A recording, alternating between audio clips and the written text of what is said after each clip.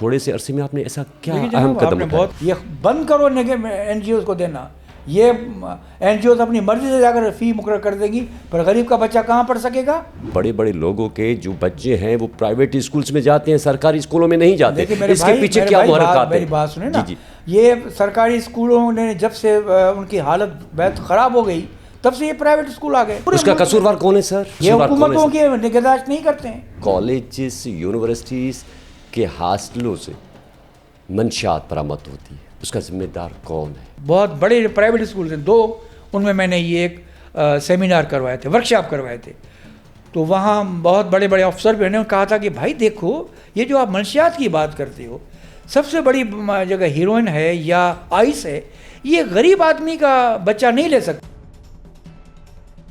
سر آپ ادب سے بھی وابستہ ہیں، سیاست سے بھی وابستہ ہیں. حالیہ جو آپ نگراں حکومت میں وفاقی وزیر ایجوکیشن تعلیم میں آپ رہے، تو اس حوالے میں آپ نے کون سے اہم اقدامات سندھ کے لیے کیے، وفاق کے لیے کیا ان میں جو ہے نوجوانوں کے لیے یونیورسٹیز اور جو جامعات ہیں تو ان میں کون سی بہتری آئی؟ ان چھوٹے سے اور تھوڑے سے عرصے میں آپ نے ایسا کیا اہم قدم اٹھایا؟ آپ نے بہت اچھا سوال کیا. سب سے پہلی بات یہ ہے کہ جب میں نگراں وزیر تعلیم بنا تو اس وقت آپ کو پتہ ہے کہ 18ویں ترمیم کے بعد تعلیم کے شعبے صوبوں کے حوالے تھے.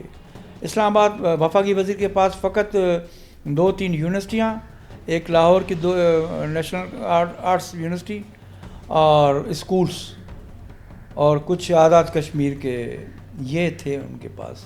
لیکن میں نے پہلے ہی اسلام آباد سے شروعات کی. میں نے دیکھا جائے کہ جس گھر میں ہم رہتے ہیں وہاں کے اسکولوں کی حالت کیا ہے.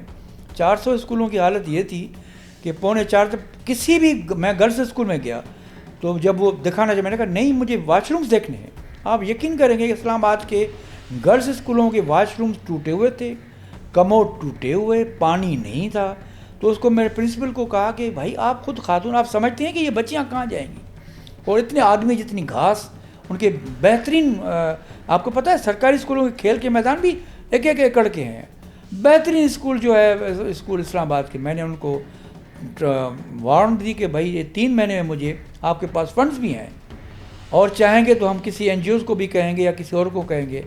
ہم نے اسکولوں کو بہتر کیا. وہ کھیل کے میدان جن میں گھاس اور سانپ چلتے رہتے تھے وہ صاف ہو گئے، اور بہترین واش رومز بن گئے، اور کلاس رومز ایسے ہوئے کہ آپ ابھی کسی نے مجھے کہا، جرنلسٹ نے فون کیا کہ یہ تو جاپان تو نہیں لیکن اسی کے طرز کے لگتے ہیں. اس کے بعد میں نے صوبائی وزراء تعلیم کی ایک کانفرنس بلوائی اسلام آباد میں.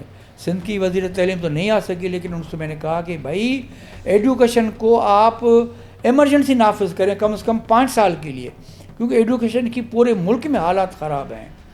اس کے بعد میں تمام صوبوں میں گیا. میں نے کراچی میں آ کر وائس چانسلر سے ملاقات کی اور ان کو کہا کہ بھائی معیار تعلیم بہتر کریں، معیار تعلیم بہت ضروری ہے. میں پنجاب میں گیا ہوں، میں بلوچستان، حالانکہ مجھے روکا گیا تھا آپ کوئٹہ مت جائیں، میں وہاں گیا ہوں. وہاں قلعات اور مختلف علاقوں میں نے جگہ ٹورز کیے، وائس چانسلر سے ملاقات کی. کے پی کی گیا، آزاد کشمیر گیا، اور میں نے یہی کہا کہ معیار تعلیم اور ہنگامی. میں نے جب ایک پرائم منسٹر کو دے کر آیا رپورٹ کہ بھائی 5 سال کے لیے آپ ایمرجنسی نافذ کریں ایڈوکیشن میں. اور دوسری بات کہ آپ کے ترجیحات میں سے سرکاری اسکول نکل گئے ہیں، آپ دن بدن اسکولوں کو پورے ملک میں این جی اوز کے حوالے کریں. کیوں بھائی؟ پھر ایڈوکیشن ڈپارٹمنٹ کی کیا ضرورت ہے؟ آخر کون ٹھیک کرے گا؟ ہم بھی سرکاری اسکولوں میں پڑھیں. آپ دیکھیں پرائیویٹ اسکولوں میں کوئی کھیل کا میدان نہیں. مجھے کہا گیا کہ آپ اسلام آباد کے اسکولوں کی کھیل کے میدان ہمیں دیں. میں نے کہا ہم آپ کو کیوں دیں؟ آپ کیوں ایک بنگلے میں کھولے بیٹھے ہیں؟ آپ دوسرا بنگلہ بھی لیں، وہاں کھیل کا میدان کھولیں. وہاں اسپورٹس بند تھی. آپ یقین کریں کہ اسکولوں میں جو ہے وہ اسکاؤٹ کا کام نہیں ہوتا تھا، تقریب مقابلے نہیں ہو رہے تھے. میں نے سارے شروع کیے کہ بھائی یہ ہونا چاہیے، اور اسکاؤٹ اور یہ ان چیزیں، ان میں بچوں کی ایک اسمبلی نہیں ہو رہی تھی، اسمبلی ہونی چاہیے صبح کو. اور اس کے علاوہ میں آپ دیکھیں ہمارے پاس ایک ڈپارٹمنٹ تھا، اس میں یہ کیا کہ وہ ہنرمندی کی تعلیم دی جاتی تھی. میں نے دیکھا 3 سال سے اس کی میٹنگ نہیں ہوئی تھی. میں اس کا چیئرمین تھا، چیئرمین نہیں مقرر ہوا تھا.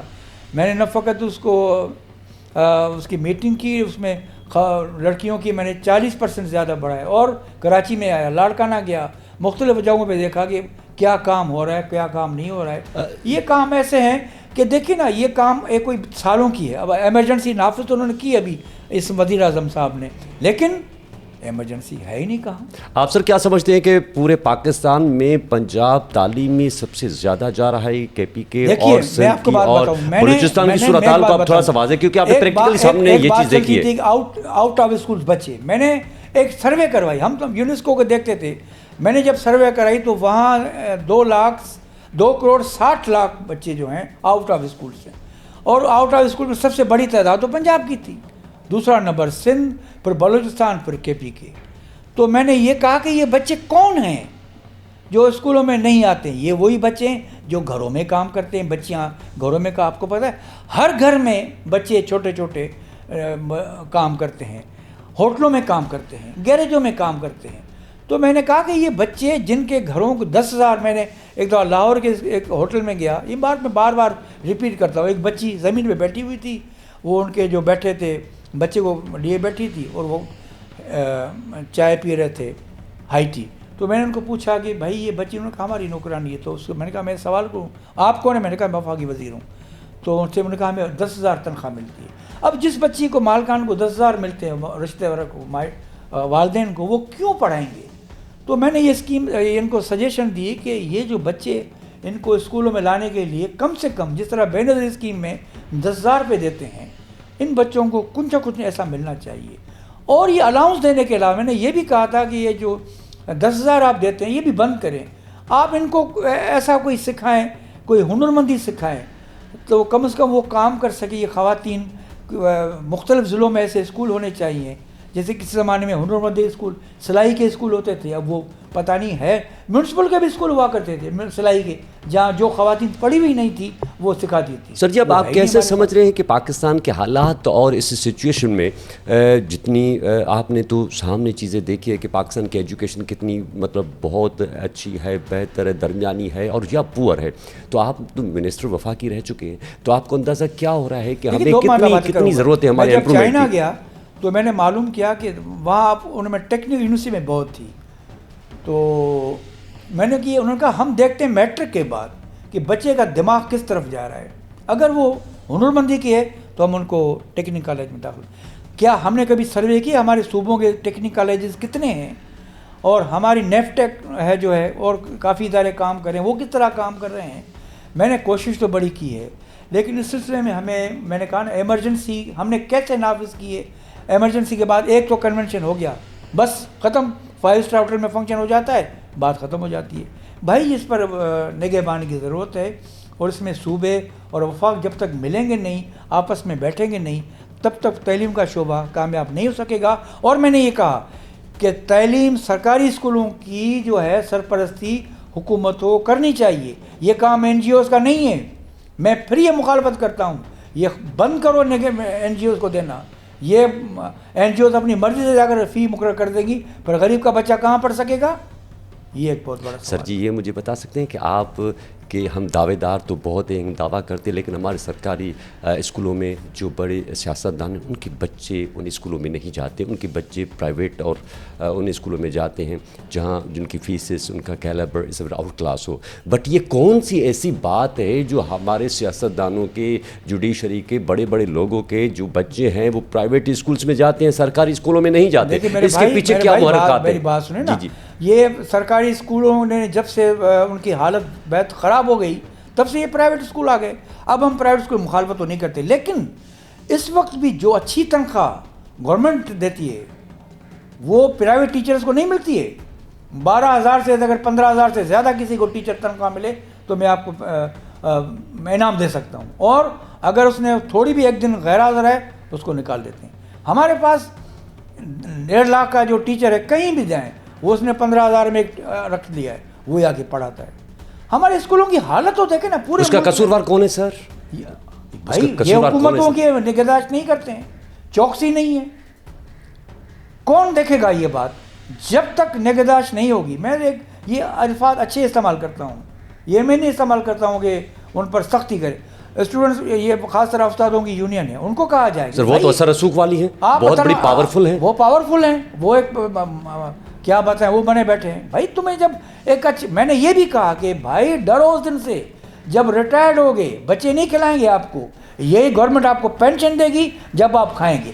جب آپ کو حکومت اتنا دیتی ہے تنخواہ اچھی دیتی ہے, آپ کو سہولت دیتی ہے, اور جب آپ ریٹائرڈ ہوتے ہو تو آپ کو پینشن میں ملتی ہے, تو پھر بھائی کیوں نہیں پڑھاتے ہو, کیوں نہیں کام کرتے؟ سر جی, آپ دوران نگراں وقت میں رہے, وفاقی منسٹر بھی رہے, آپ نے کتنے دورے کیے, کتنی جو ہے آپ نے وزٹ کیے, کانفرنس میں دیا, اور کتنے جو ہے سندھ کے اسکولوں میں وزٹ کیے, وہ آپ نے پہلے بھی بتایا ہے. آپ کو اس سے کیا محسوس ہوا کہ سندھ میں امپرومنٹ کی ضرورت ہے یا اس میں بڑا ٹائم لگے گا؟ اور غفاری صاحب, یہ ہم فقط سندھ کی بات نہیں, ہم پورے پاکستان کی بات کریں, کیونکہ میں وفاقی وزیر پورے پاکستان کا تھا, تو میں نے ہر جگہ جا کے دیکھا. اب دیکھیں نا, اب میں قائد اعظم یونیورسٹی میں رات کو چلا گیا, جب ہاسٹل کی میں نے حالت دیکھی تو مجھے اتنا افسوس ہوا کہ بھائی یہ کمرے, ایک اس سے بھی آدھے کمرے میں 4 لڑکے زمین پہ سوئے میں, بھائی یہ تو کمرے میں 2 لڑکے ہونے چاہیے, ان کے بھی واش روم ٹوٹے ہوئے, حالت خراب. اب تھوڑے وقت میں نے جتنا بھی ان کو فوراً بلوایا, HEC کو بلوایا کہ بھائی ان کے دیکھو کتنے پیسے ملنے چاہیے, ان کے واش رومز بہتر ہونے چاہیے, اور یہ کمرے میں 4 کیسے 6 لڑکے رہتے ہیں, وہ بھی زمین پہ سوئے ہوئے ہیں. علامہ اقبال یونیورسٹی پھر بھی بہتر تھی, پنجاب یونیورسٹی میرے ہاتھ میں تو نہیں تھی, لیکن نیشنل آرٹس کالج یونیورسٹی جو ہے لاہور کی, اس کا میں چیئرمین بھی تھا. تو میں نے دیکھا 3 سال سے کسی وفاقی وزیر تعلیم کی میٹنگ ہی نہیں کی تھی. جب میٹنگ نہیں ہوگی تو ان کا بجٹ کیسے پاس ہوگا, وہ کیسے کام کر سکیں گے؟ تو سر آپ نے ایکشن کون سا تو میں نے ان پر جو ہے وہ نہ فقط ان کا اجلاس کیے, ان کے بجٹ کروا کے سارے مسئلہ, اور میں نے سندھ میں آ کر سندھ میں وائس چانسلر کی میٹنگ بلائی, بلوچستان میں بلائی, ان کو میں نے یہ کہا کہ بھائی معیار تعلیم کو بہتر کرو. اور دوسری بات یہ کہ آپ کے پاس آپ 17 گریڈ میں لیکچرار تو رکھتے ہو, لیکن میں گلاسگو یونیورسٹی میں گیا تھا برٹش کونسل کی دعوت میں, تو میں نے وہاں سوال کیا. انہوں نے کہا کہ ہمارے پاس سب سے بڑا جو ادارہ ہے وہ ایجوکیشن ٹریننگ ہے, ہم سکھاتے ہیں کہ کس طرح تعلیم دی جائے. آپ مجھے بتائیں کون سے یونیورسٹی میں ہے کہ اس کو پہلے دیکھا, اس کو پڑھا ہوا تو ہے, لیکن وہ اگر کلاس لیتا ہے تو کیسا کلاس لیتا ہے. مجھے یاد, ہم اسکول میں پڑھتے تھے تو BT کا کورس ہوتا تھا, BT کا کورس ہوتا تھا, تو وہ ٹیچر آ کر لیکچر دیتا تھا. جب لیکچر دیتا تھا ایک پیریڈ کا, تو وہ ہیڈ ماسٹر پیچھے آ کر اس کو مار دیتا تھا. تو میں دیکھتا تھا وہ اتنا گھبرایا ہوتا تھا جس کی گندا, وہ اس کو پاس کرتا تھا تو وہ پڑھاتا تھا, نہیں تو پھر وہ 6 مہینے کی ٹریننگ ہوتی تھی. تو یونیورسٹیوں کی یہ حالت تھی. ہمارے پاس پورے ملک میں PhD کی ڈگریوں پر کوئی معیار نہیں ہے, جس کو جی چاہے اس موضوع پہ لکھ لے. اسی وجہ سے میں نے اب یہ بات کرے, لیکن کافی PhD کی ڈگریاں ایسی ہیں جن سے نہ کسی کو فائدہ ہے اور نہ کوئی اس پر یہ ہے کہ اس وقت ہمیں ضرورت ٹیکنیکل کی ہے, بھائی ہنرمندی کی ہے. آپ جرنلسٹ ہیں, یہ چینلسٹ نے کبھی دیکھا ہے کہ ہمارے پاس ٹیکنیکل کالجز کتنے ہیں, ان کا معیار کیا ہے, کالجز میں ہمارے ملک میں کیا ان کی سچویشن ہے, پروفیسر پیریڈ لیتا ہے نہیں لیتا ہے, یہ بھائی کون دیکھے گا؟ چلو EDOز تو چلو وہ یہ سارے یہ دوسرے وہ ان کو چھوڑو, لیکن میڈیا کا بڑا رول ہے. میڈیا پورے پاکستان میں چاہیے ان کو کہ وہ اپنے تعلیمی اداروں کو دیکھے, نہ فقط پنجاب, KP کی سرحد اور بلوچستان, یہ کام. سر جی ایک اور بہت بڑی میں آپ سے بات کرنے والا ہوں, ذرا غور سے دل تھام کے سنیں. وہ یہ ہے کہ کالجز یونیورسٹیز کے ہاسٹلوں سے منشیات برآمد ہوتی ہے, اس کا ذمہ دار کون ہے؟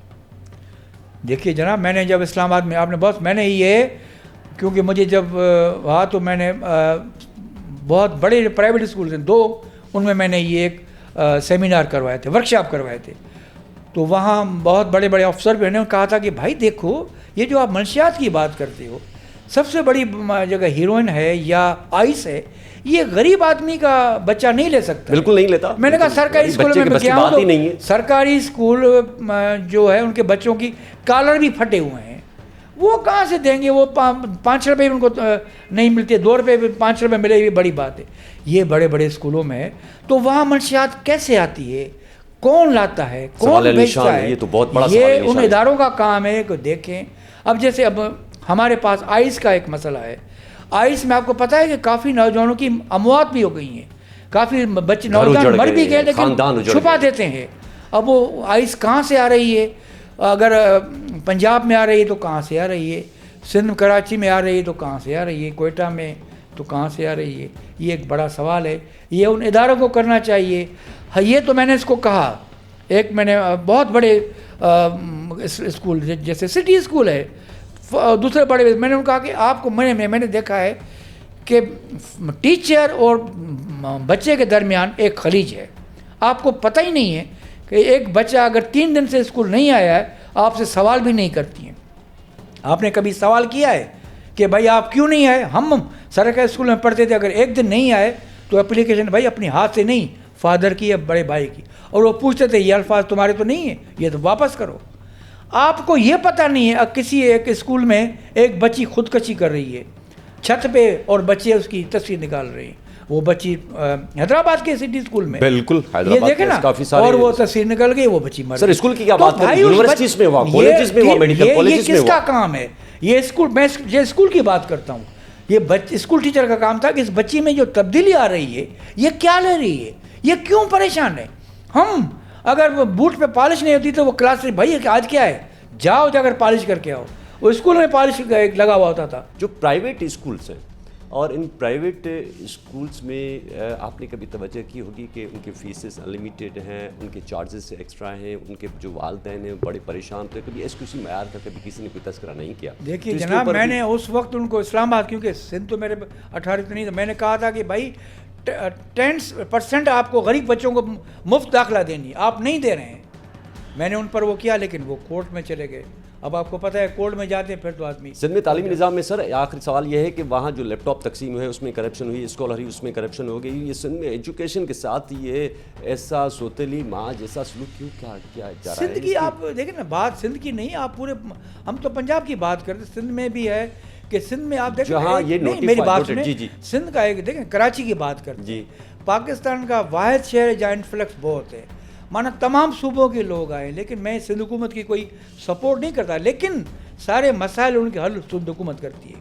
اب دیکھیں پختونستان کے بھی آدمی یہاں بہت ہیں، اوروں کے لوگوں، یعنی بنگلہ دیش بھی یہاں بنا ہوا ہے، برمی بنا ہوا ہے. اس کا ذمہ دار کون ہے سر؟ آپ دیکھیں نا، وہ کیا ہے کہ ہم پھر ایک 73 کے آئین کی طرف چلے جائیں گے کہ 73 سے آئین سے پہلے کوئی بھی دوسرے صوبے میں نہیں رہ سکتا. لیکن ٹھیک ہے، اب منی پاکستان کراچی بنا ہے تو اس کے مسائل حل کرنے کے لیے، اسکولوں کی حالت بہتر کرنے کے لیے حکومت کی پیسے تو بہت ملتے ہیں تمام صوبوں کو ایجوکیشن میں بہت بڑے، لیکن اس کے لیے چوکسی ہونی چاہیے، نگہداشت ہونی چاہیے اور واچ ہونی چاہیے. واچ کون کرے گا؟